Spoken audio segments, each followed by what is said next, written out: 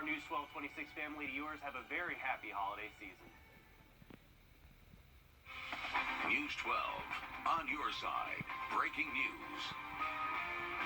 Good afternoon. We begin with this breaking news. Live pictures from Wrightsboro Road at the North Leg Road intersection, a very busy part of Augusta. Someone was shot and killed there just a little while ago. And we confirmed deputies were called there around 4 o'clock, and you can see police have set up a perimeter. You can see all that yellow tape.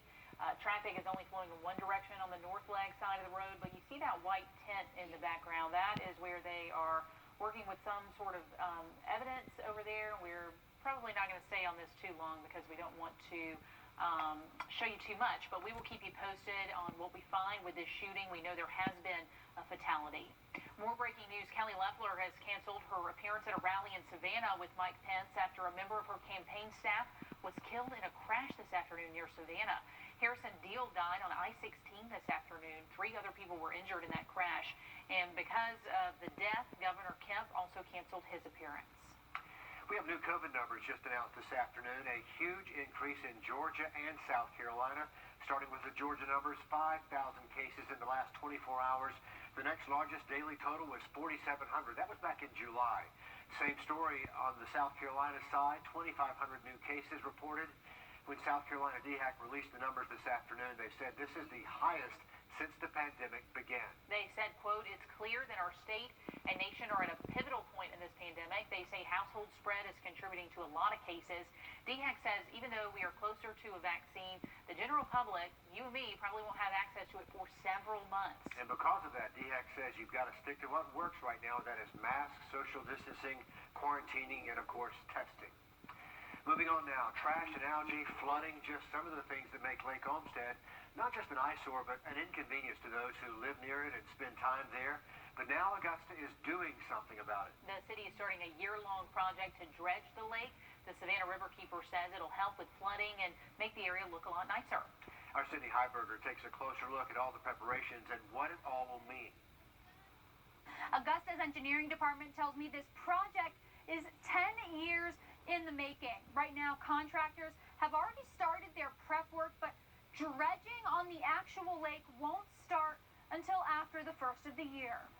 The plan is to dig 2 to 3 feet deeper around the shoreline and up to 6 feet deeper in the middle of the lake, removing around 240,000 cubic yards of sediment in the process. The goal is to not only make it nicer and more accessible for recreation, but also to improve the overall water quality and fix some of the flooding problems in the area.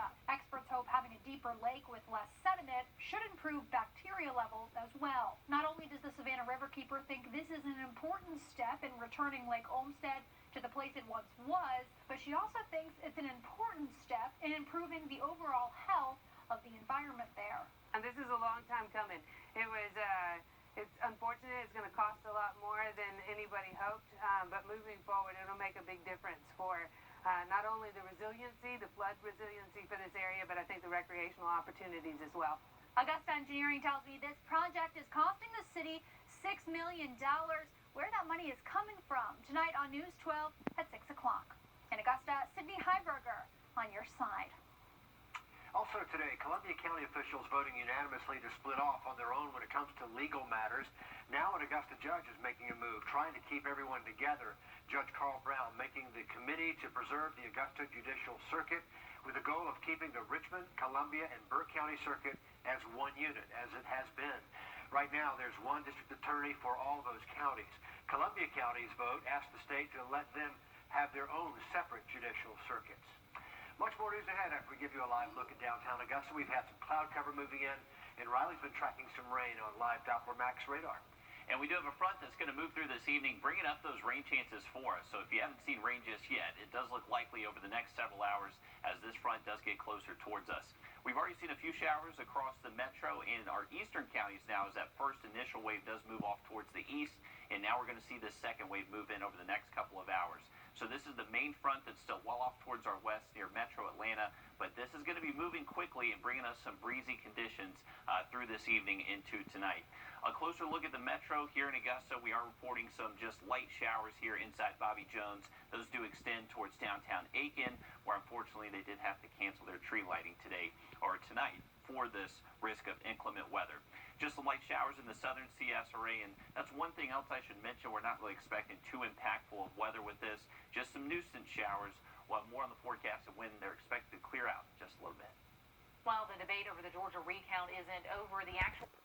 And you have until December 7th to register to vote in the election if you're not already registered. Early voting starts in just 10 days on December 14th. Here in Augusta, after more than a year of construction, the Augusta Fire Department opens station number 20 in South Augusta for service.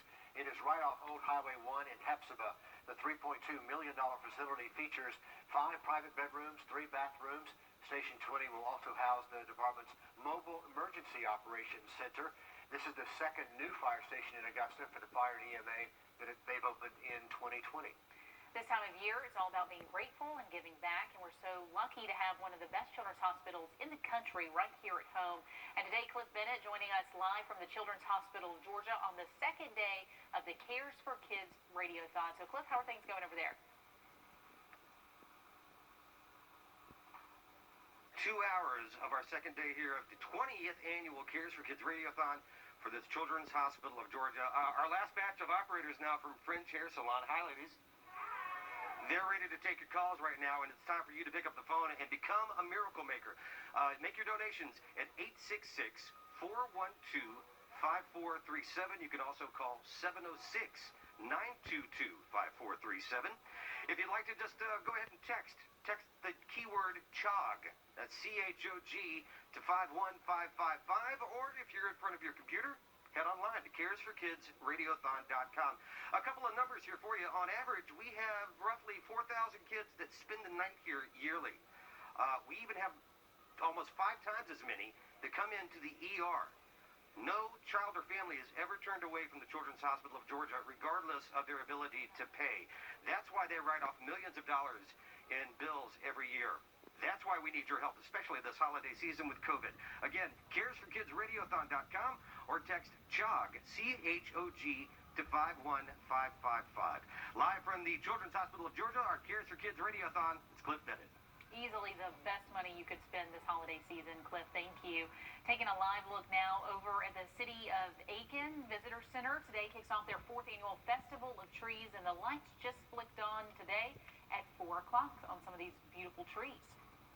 Every year, local businesses and organizations decorate Christmas trees to put on display here. And if you want to go and check it out, you can actually vote for your favorite, but good luck picking one, right? Yeah, that's a tough vote because there are so many nice ones. You can tell how much time and effort volunteers put into those trees. But we do have a weather update for you for Christmas activities. The 32nd annual downtown tree lighting in Aiken that was scheduled tonight, that has been canceled because of the rain. And those festivities were supposed to start at 6. Christmas in the Hopelands also canceled tonight, but that will start back tomorrow. Riley says nothing heavy, but just some of those nuisance showers out there this evening. Right, Riley? That's right, Richard. We are tracking a cold front, and that is why that rain is going to be likely through this evening. Looking good for the weekend, though. We'll take a look at that full forecast coming up. And after 7 heart surgeries, this South Carolina toddler continues to be an inspiration and a fighter. Now he's earning national recognition.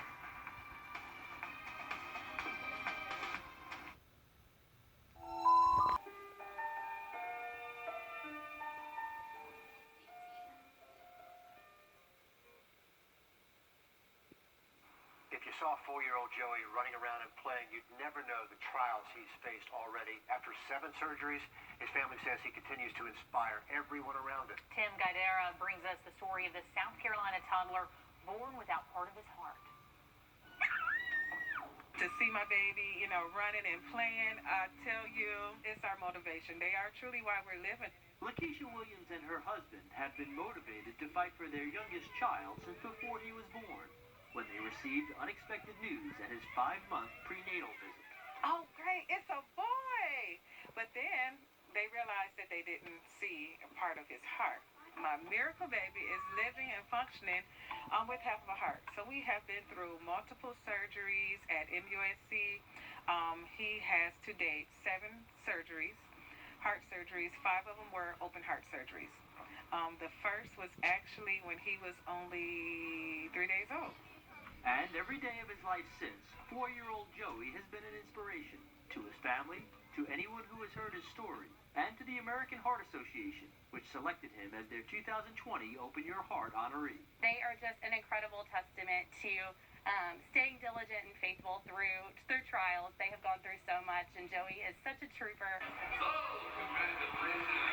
The AHA has turned its Southern Coast Heart Ball and auctions into a virtual event this year and has made Joey the face of its Giving Tuesday fundraising campaign that is ongoing to raise money for the research and education the Williams family has fully embraced. It was easy because they were teaching us so much, and as we learned so much, of course we want to learn more because, again, we have more surgeries to go. We are thrilled to be working with them, thrilled to be sharing their story, and really just talking about research and the impact that it has on families like that. We really weren't looking for him to be honored at all. It was more of our honor and our pleasure to be able to, help out wherever we can because, like I said, we learning more, and the reality is his life could depend on it. Such a sweet boy running around, you would have no idea, but Joey will have his 8th heart surgery shortly after the new year. 8 surgeries at his age, and as soon as he's out of the hospital, his mom expects to see him up and running and playing and just being a normal 4-year-old again, which is really the goal in the end here. Let's have a look outside as we check out the situation over on Wheeler Road. I believe we're going to hit that camera. Actually, it's aimed at downtown Augusta at the moment. And it's not raining at the moment, Riley. Not a whole lot of rain out there right now. No, we just saw our first wave pass off towards our east here in Augusta, so we are seeing a little break in the action before more rain is expected to move in the next couple of hours. It is all thanks to this low-pressure system dragging along a cold front with it. This is going to bring us some breezy conditions and some wet weather over the next several hours. Here's a current look at radar. This is the first wave that moved on through, just brought us some light showers, just a few sprinkles, nothing all too heavy. That's now moving through Aiken, Barnwell, Bamberg, Allendale, Screven counties. But this second wave, this is the main front to where we could see a little bit heavier rain at times, but not anticipating much in the way of rough weather. Just going to be breezy, some wet conditions, but by midnight we should be clearing out these skies. So here's a look at Augusta. We were just looking at our downtown cam right there. So that rain is just across the river over portions of North Augusta near Belvedere, down Jefferson Davis Highway towards downtown Aiken. Breaking the action as well through Sandersville, Louisville, Rennes, but that second wave is heading your way quickly.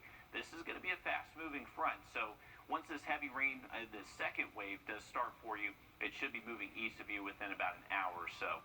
Here's a jump ahead to around 9 o'clock. You can see that heavy rain threat now starting to work its way east of Augusta. So around 9, 10 o'clock, that's when we should start to see some clearing here across the Augusta metro. And then overnight tonight, just looking like clear skies. We'll hang on to some breezy conditions towards daybreak tomorrow morning, but those winds are expected to calm down throughout the day tomorrow. Here's a look at the planner. So temperatures not really going to be dropping all too quickly as this front does move on through, as the cloud cover does stick with us. But once this front moves east of us, we are expecting a night with lows down into near 40 degrees by tomorrow morning. And I mentioned the wind. It is going to be a little bit gusty out there. Sustained winds between 12 to 18 miles an hour look likely across most of the area as this front does move through this evening. But as we head towards daybreak tomorrow, those winds are expected to subside some. We'll see a good steady wind out of the northwest tomorrow, but those lake wind advisories are only going to remain in effect until 7 a.m. Saturday. So we'll call it a breezy morning. Later into Saturday afternoon, it looks gorgeous, a lot of sun, and those highs are expected to be near 60 both Saturday and Sunday afternoon. You're going to notice more clouds start to show up late in the day Sunday. That's going to be thanks to another front that moves through Sunday night to Monday. Could squeeze out a few showers then, but past Monday next week, not looking like too much rain is in the forecast. Sounds good, Riley. Thanks. A day on the water turns into a dolphin rescue mission. The whole thing caught on camera. We're going to hear from the guys who stepped in to save the day.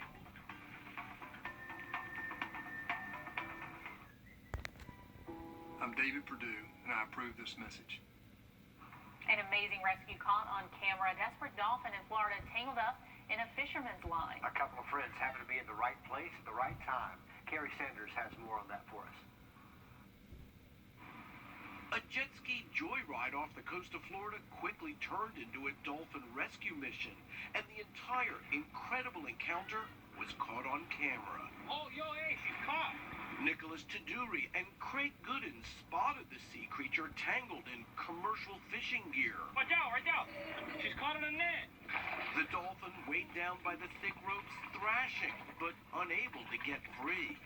This animal was in trouble. Worried the mammal might drown, Nicholas jumped in, sawing through the thick nylon rope. It took 3 long, harrowing minutes, and then success. Come here. Come on. If we wouldn't have intervened, I don't think the dolphin would have survived another couple hours. Fishing gear entanglements are a growing danger in our oceans. The nylon ropes, too strong to break, are a threat to both dolphins and whales, like these powerful right whales, which we tracked earlier this year. They've already started their annual migration to give birth off the Georgia-Florida coast. But this time, a rare happy ending. The dolphin that had been trapped, now free, returning to its pod. The group of dolphins then giving their rescuers a truly awe-inspiring thank you. They're all swimming with me. Great stuff there. We are expecting some wet weather this evening. If you're planning on stepping out, definitely have that rain gear ready to go. Have another look at that forecast for you coming up.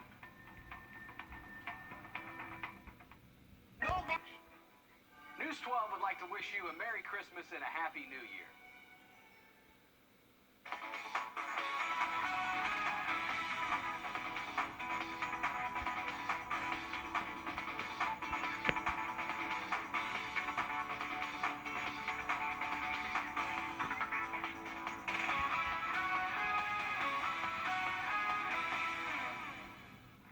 Here's a look at your community calendar. We've got the Columbia County Christmas Parade and tree lighting on Sunday starting at 3:30.